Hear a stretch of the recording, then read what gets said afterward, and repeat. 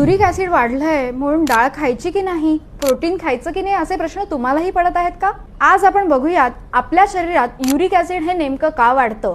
आता uric acid हे एक वेस्ट प्रॉडक्ट आहे आणि किडनी ह्या ते फ्लश आउट करून टाकत असतात.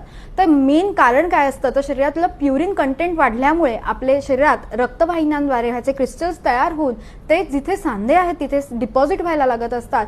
त्यामुळे तिथे शोथ येणं किंवा पेन होणं हे सिम्पटम्स दिसायला लागत असतात. जेव्हा युरिक ॲसिड रक्तातलं वाढलेलं असतं तेव्हा पायाच्या अंगठ्याला दुखणं असतं आणि टाच आपली दुखत असते. तर हे जेव्हा तुम्हाला सिम्पटम्स दिसायला लागतात तर तेव्हा समजून जा की मे बी तुम्हाला युरिक ॲसिड वाढलेला आहे.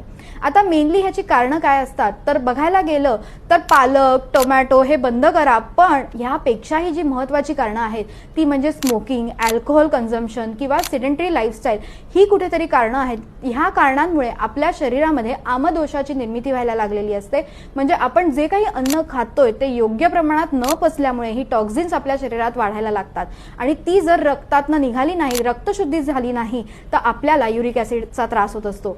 आयुर्वेदाप्रमाणे वात आणि रक्तदुष्टी जेव्हा होते तेव्हा आपल्याला वातरक्त म्हणजेच गाऊट हा त्रास व्हायला लागलेला असतो.